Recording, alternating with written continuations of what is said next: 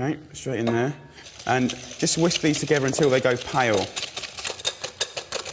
Right, now it's a bit paler. I'm going to add some vanilla. And good ones should be sort of soft, not dry, soft and slightly sticky if you're really lucky. And you just cut it near enough the tip, all the way down the middle, right? And then inside you've got all these beans here. So you just get the point of your knife and just run it right to the end, and you get all of that, and it's dead pucker. Just scrape it on the old whisk. To me, vanilla pods is probably one of the most amazing ingredients in the kitchen. I just think it's stunning. You wouldn't use vanilla essence, would you, for this? Oh, it just smells so different. Anyway, don't chuck away these, because obviously 70p each, they're worth quite a bit. Pop it in a little pot of sugar, and that'll infuse its flavour into the sugar. Then you've got vanilla-flavoured sugar. Just look at that. All those black dots. I mean, how funky is that? That is, isn't it? So, again, just whisk like mad, and it will get slightly thicker and a little bit more pale.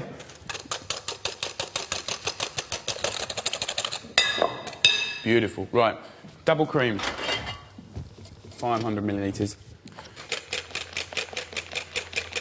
When this cream gets, like, nice and thick, sort of ribbon stage, like that, see?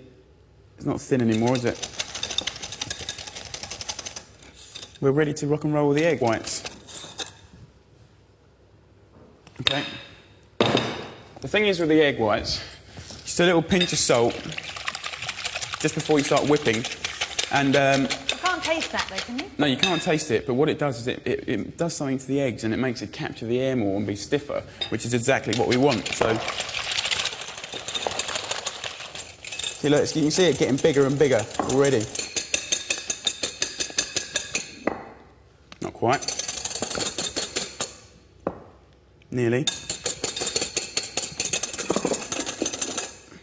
See? Wicked. Right, we've got loads of air in the egg, got loads of air in the cream, and we've made a lovely flavour. Right? So what we do is we just pour most of this praline, leave a bit, into the cream, and just pour all these egg whites on top of that. And very gently fold it in. You're not being aggressive with it, do you know what I mean? You're just folding in the flavours just to kind of gently mix it together. If you bang it together with a whisk or even with a spoon, all that air that you've just been trying to put into the egg whites and the cream just disappears, and you can hear it bubble, and you don't want that. So just fold it in, and when you're just about there, and have a little scoop around the middle to make sure you haven't... See that bit? I forgot a bit there. Just scoop it in. Now, I'm quite happy with that now. There's some chunks and stuff there, but I like it quite marbled. You could use that praline for all sorts of other things, I'm sure, couldn't you? Oh, God, you use pralines for everything. And all you have to do is get some really nice vanilla ice cream, nice big ball of that, and sprinkle it on top, and it tastes wicked. I'll tell you what I've done sometimes, actually. Got a couple of packets of Maltesers. Now, this sounds really, really drab, but you just whiz them up, so they're like chunky powder. Put them on top, and they're really nice. I tell you, really, really tasty. Scrape it all from the sides. Yeah. Just shake it so it levels out a little bit. Then with this leftover praline, just sprinkle it on top. I know the kids are going to love that. It's right up their alley. Just chuck it in the freezer. I suppose it'll be ready in about 40 minutes. It's just up here on the right-hand side. Okay? Here we go.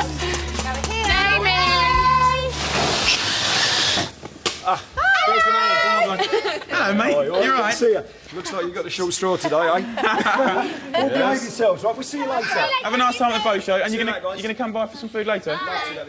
Take care. See you, mate. Can we go to the park? Yeah! Park!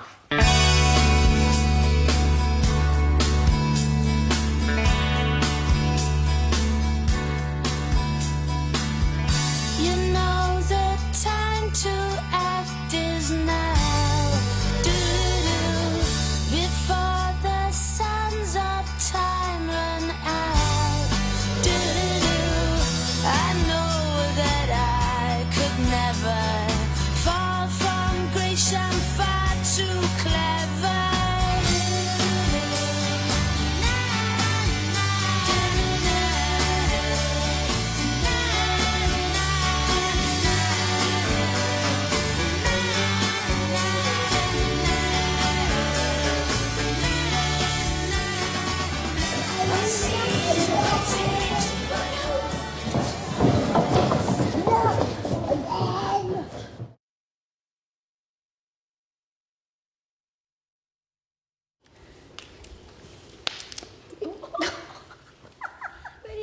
How's it going, girls? All right? Yeah. No, what you can... Right, I am making the fillings for the ravioli, and I'm making 2 fillings. First one is potato, watercress and cheeses from Patricia, which can be lovely jubbly. And the potatoes are ready. So I'm just going to drain these, and I've also put in 4 cloves of garlic, which I've taken the outside off. I'll show you one. And when they're cooked with the potatoes, see how soft they are, see? Wicked. So... You leave those in then? Yeah, leave them in, because they've got no skins or anything like that. But when garlic cooks like that, it gets very, very mild, and I think it just adds a good edge to the potatoes, really. So let them drain for about 3 or 4 minutes, let all the moisture sort of evaporate off. And so I've got some really nice gorgonzola and some pecorino from Patricia. It's lovely. That's gorgonzola. It's really, really nice. Nice and crumbly. Really tasty. Quite a strong flavour, but when it's in with those potatoes, it's going to chill out a bit. Be really nice. And I've got this pecorino, which is, I suppose you could say, you shouldn't say, but you could say it's quite similar to Parmesan. It's slightly softer, nice and sweet. Not sweet, but sweeter. So just chuck it in there. The garlic will go to a paste and mix in really well. While this is hot, I'm going to get all these flavours in there so they're all kind of melting and all the flavours are happening. So I'm going to use about half of this to start with. Just going to break it in there. And this pecorino, just take the skin off. That pecorino does look a bit like Parmesan. Yeah, but it's softer, it hasn't been aged as long. I really like it, actually. What we need to get now is some butter. I'm just going to use about an ounce, just to enrich it a little bit. I've got some really nice watercress. What makes it really nice, then? Well, just look at it. It's really green, big fat leaves, and really mustardy, and I love all that. It's really pucker. I've dunked it in water, like I do with basil, shaking it about a bit so it's nice and clean. So let's put that in there. This is going to start tasting really good now. At this stage, I mean, it looks like mashed potato, doesn't it? If you imagine that with maybe some more butter in it, you know, with a nice bit of roasted cod or, like, you know, fish. Lovely.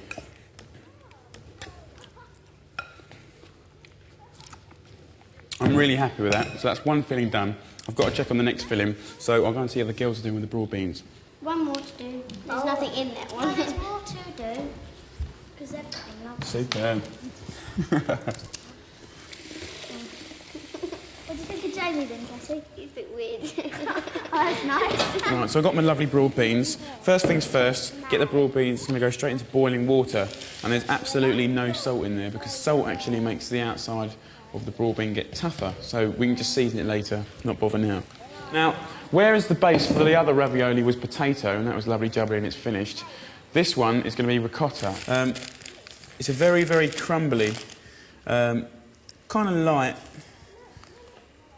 cheese, and you know, it's very, very young. It's not got loads and loads of flavour, but it's kind of fresh. It's got like a real milky taste, and I like that. So make sure it's really, really fresh, because it does go off quite quickly compared to other cheeses. So I'm just going to put this ricotta in the bowl.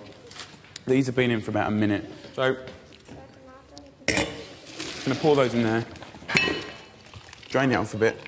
I'm going to try and finely chop some and then leave the other quite coarse. And what happens then is that you're kind of getting lots of texture and you can see what you're eating, which is nice. But also you're getting loads of flavour in there as well, and you want that. What I'm going to do is pour this into the bowl. You can put as much mint in as you like, but I just do it to freshen it up, so you just keep tasting. And it's funny because this herb just actually makes the dish a lot lighter, really tasty, and it goes with broad beans so well. So I'm just going to chuck this in with the broad beans. It's still a little bit hot. I can put a pinch of salt in now, and a little bit of pepper, because we didn't season that water. And I'll give it a good little lug of olive oil, because that'll get all the flavours happening. Then just toss it over a bit. About half a lemon. What we've got to do now is grate some Parmesan. You only want a little bit, about a handful. Right, so nice handful of that. Get a fork and just fork it through. And you can see how crumbly and light this ricotta is. which is a wicked base for this. Then what I do is this mixture, just pour it all into here and just fold it in. Fold it in, mash it up, do whatever you have to do to get it stuck in there. And you can see it's like brilliant colours now. Let's taste a bit. That's perfect. So basically, we've got 2 fillings done, and what I've got to do now is show you how to make a ravioli. Just brush off the excess flour, right? And you get a little bit of your filling, and you want about a dessert spoonful. And then get a little bit of water, brush around the edges, all 4 sides. And once you've done that, look at the corners, because it's the water that's going to stick it all together, and that's really important, so don't forget it. So just fold it over, push it together there, so this side's now sealed. Come over here and push that side together, because that side's now sealed. And then get your 2 little fingers, curl your thumb round, and just do that, and then you just got 1 bit left. Don't just boom it, because you'll get a bit of air stuck in there, you don't want that. Start from one end and get rid of the air. And then you have it, perfect ravioli. No cracks, no nothing. And then just take, with a cutter, just trim it off. And what that does, it doesn't just cut a pretty shape in, it kind of pushes the pasta together. So that means that it's not going to burst open. Could you use a knife? Yeah, you could use a knife. And in actual fact, it's quite cool to use a knife as well, because this is quite an obvious thing to do. So I just chuck this straight into boiling salted water, give it about 2 minutes for that sort of size, and then just fish them out, shake them off on a plate. Come on, girls, give us a hand then. Really. Grab a plate.